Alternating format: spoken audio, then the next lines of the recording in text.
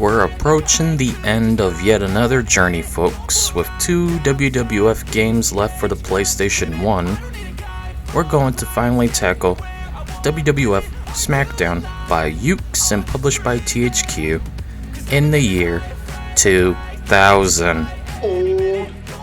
Oh, come on! 2000 was only 24 years ago. Jesus H. Christ, I need a beer. That was a long time ago. Anyways, WWF Smackdown is a game I never played. In fact, I never played any WWF games for the PS1 outside of Smackdown 2 Know Your Role when I was a kid. It wasn't until I started this journey of reviewing every WWF game for the PS1 and Sega Genesis that I get a chance to play the other 5 known games.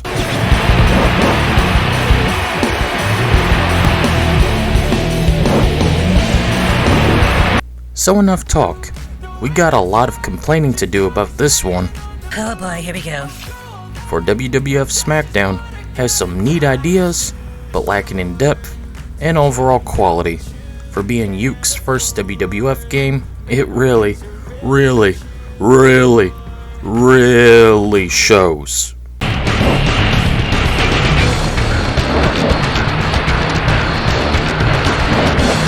We'll start off with our usual chapter of Create a Wrestler, except in this game, you cannot really do much. Coming off of Attitude, you'd expect more or about the same, right? Well, yeah, but... Instead of having the ability to pick a face, hair, facial hair, eyes, nose, etc. like you could in Attitude, you instead can only pick a preset head, torso, and legs. Wait, what? Yeah, this means you have no in-depth customization unlike in Attitude. Plus, this also means you have to use the heads, torsos, and legs of all the superstars and divas. So you want to make anyone you know? Well, you can't. You have to basically use the head of Stone Cold with the torso of China and the legs of Kane. That's the literal amount of customization you have. It's that bad. Like, holy fucking shit.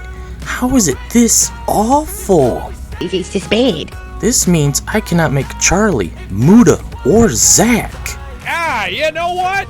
This sucks. And then now you're saying it too. Exactly, my Gollum stunt double. What the fuck? I couldn't make anyone or anything. I just randomly selected parts and then gave them dumb names. I made a prostitute T-Rex, a gay robot referee, and a Florida man grandpa.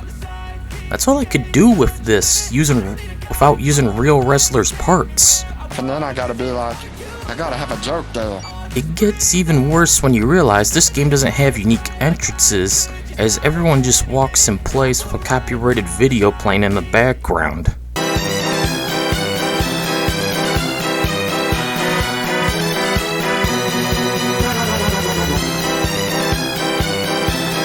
So you have even less customization than Attitude right there. Also, no voices are in the game. It's silent, outside of the music playing, crowd cheering, and sound effects.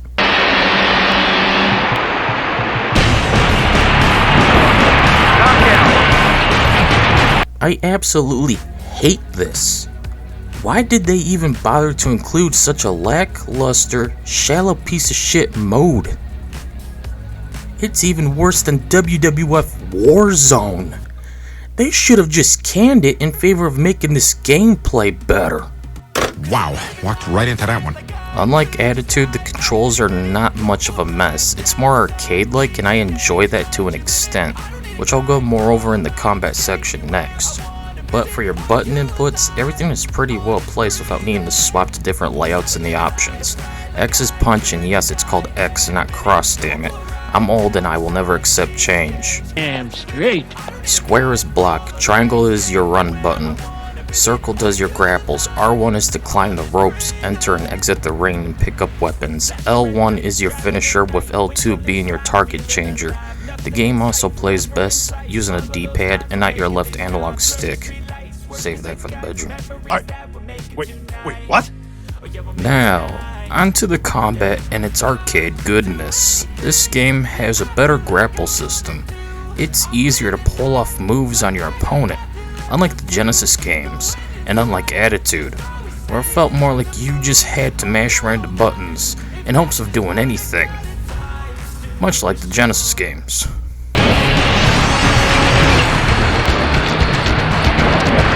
The movement feels pretty fluid and fast-paced. You have to be ready to strike and counter as the AI won't hold back. The game is very arcade-like, but not as punishing as WrestleMania the arcade game is.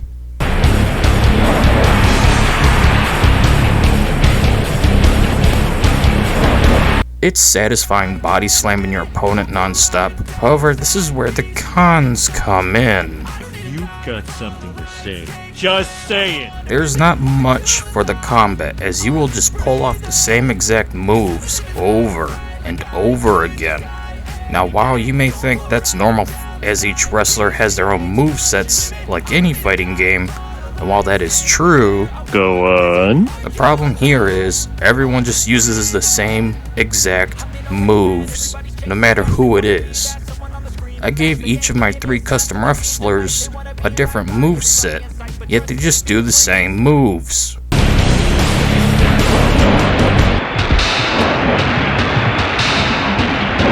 Now you may think, that sounds like you need to press different buttons for different results. To which is sadly not the case, as even the AI will just do the same moves over and over and over and over again, as your cause do.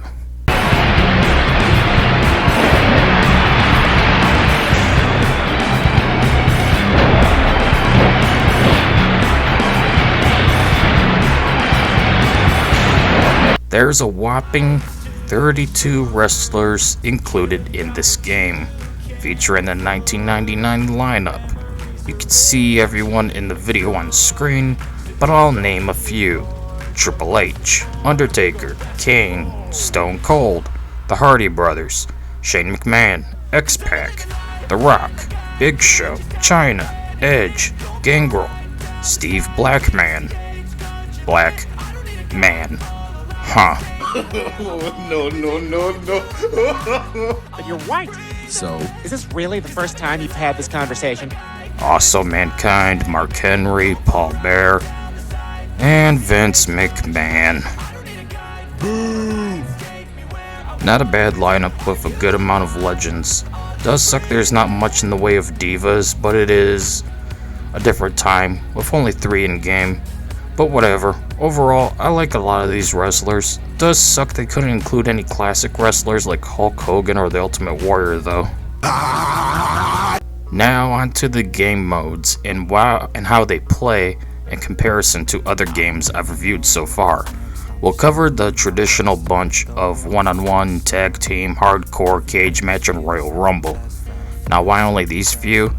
Because the game isn't worthy of fully covering, and I doubt anyone wants to hear me bitch for roughly 50 minutes. True that. Now that's true, Brandon. So when it comes to setting up a match, it's a bit clunky as the UI is all over the place. Not sure what it wants to be. You select side to side to which mode you want, then you select the player by pressing differently on the D-pad. Choose your wrestler in a very slow up and down manner on the D-pad, and finally select some settings like ring out, the arena, ring mat, etc. You're right, it is oddly clunky and expositional. Once in game, however, you'll find yourself dealing with yet more clunky controls. God's sake. There's no referee or commentary in the game either, which is a strange change from Attitude. I mean, that game didn't have a ref. Only the 2D games on Genesis did outside of WrestleMania the arcade game. So instead of having any real information on what's going on and waiting to hear all types of jibber jabber, sorry. you just hear the crowd's never-ending few-second loop of cheering, the sound effects, and random rock music. 1,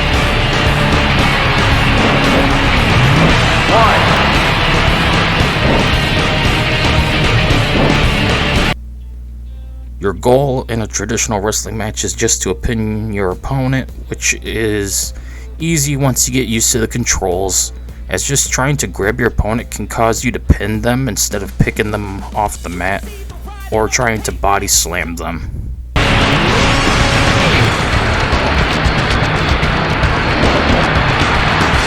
It's a functional match type that does suck. You can't beat a ref to get away from illegal moves and using weapons, however.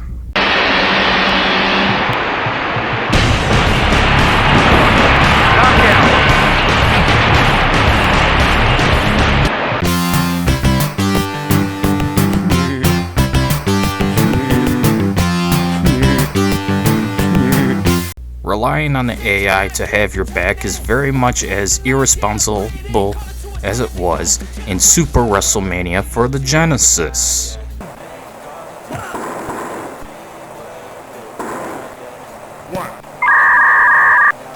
Now, this really pisses me off to no end. Fuck you! They won't bother to really help you in the tag team match. In fact, I was getting pinned non-stop after being body slammed non-stop.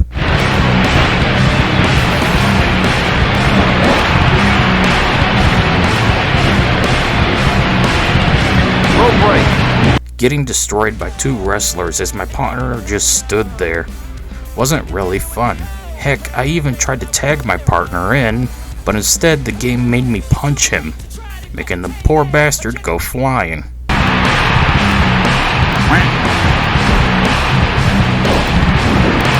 It's a fun mode, but damn, don't hope for the AI to do anything for you. 2, 3, 3 count fall.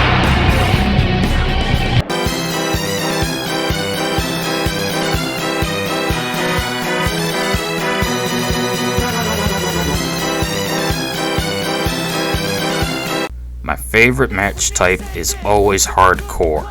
Give me a steel chair and someone's skull to crack, and I'll be a happy man.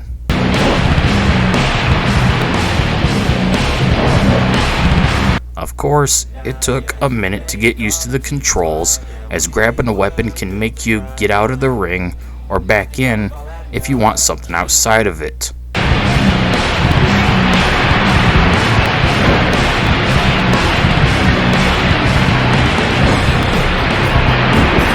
This also caused issues, as I wanted to climb back into the ring, but instead I was grabbing different weapons from under the ring.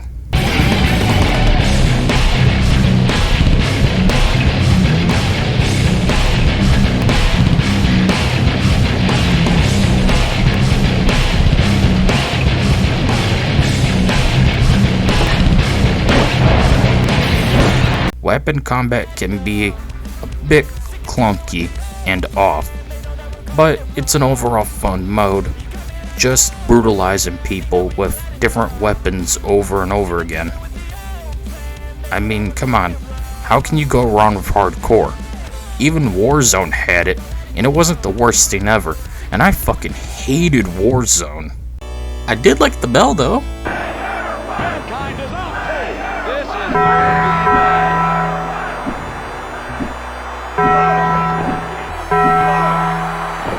One of the best match types is cage match. Just smashing people into the cage walls, shaking walls to make them fall from high heights, and brutalizing each other enough for one to have enough time to escape and claim victory.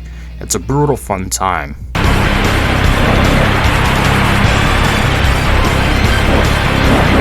Though, much like Attitude, I could easily scale the wall, but when it comes to climbing down, I still couldn't do it. Instead, I just drop off back into the ring. Is there a button combination I have to press? I tried down, I tried R1 and down, I tried R1, I tried X, nothing would work.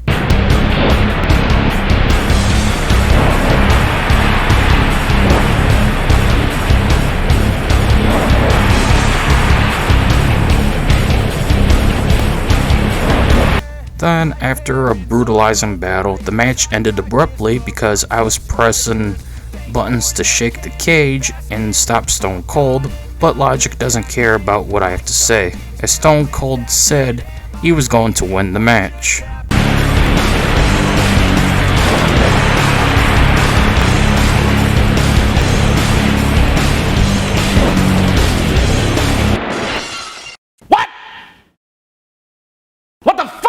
The worst Royal Rumble I've ever experienced.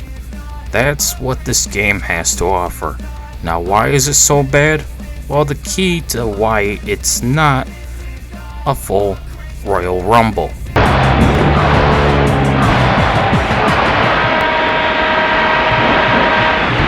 Instead, you have 4 in the ring, and then one comes out after someone gets eliminated, and yes, there's a 4 wrestler limitation, sadly, just like Attitude. Even though this game looks so much worse and came out years later, that's it. That's all that will come out. So instead of your traditional 30-man Royal Rumble, it's just 5 total.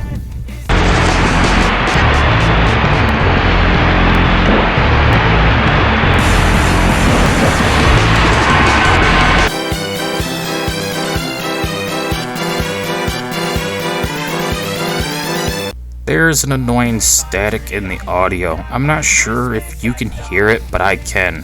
I mean, I know my channel has audio problems in the past and currently still.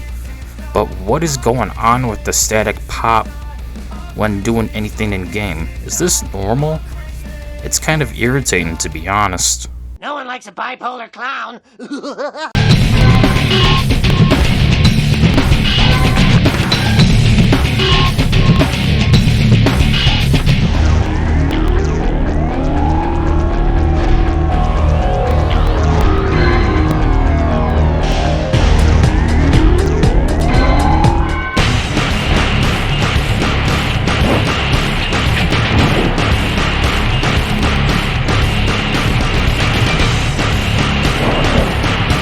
One good thing I'll give WWF Smackdown is the load times are surprisingly fast. In fact, they're faster than Attitude ever could hope for.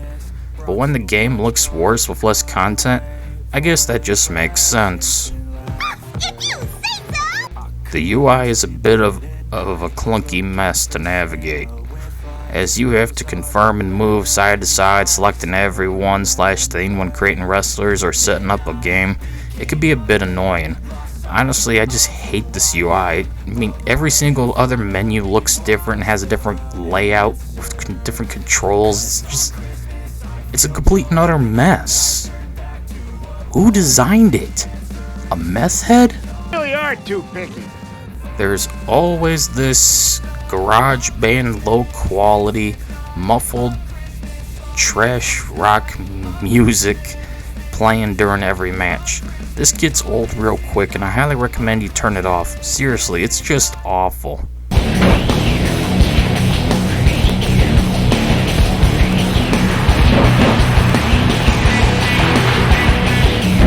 Now, let's be done with this review and move on to the score already. I don't ever want to touch this game again. He ain't lying. At the end of the day, WWF Smackdown is a disappointing game.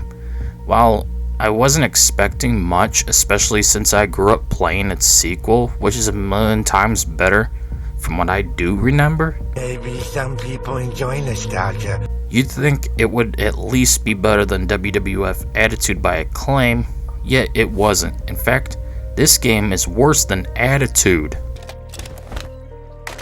What? The lack of content, the controls, the combat, the graphics, the audio quality, and of course the awful creator wrestler mode. WWF Smackdown just made me want to go back and say, sorry Attitude, you were actually pretty average after all in comparison. I'm sorry. What the f? I will recommend Smackdown, but only to those who like cock and ball torture. It's a mediocre game that shouldn't be played, but it's doable, just nothing special. Eventually I'll get to the sequel. I just have to wrap up the last Sega Genesis WWF game first, and also the last Sega Dreamcast fishing game. Anyways, that's it for this video. See you all later. Is it over?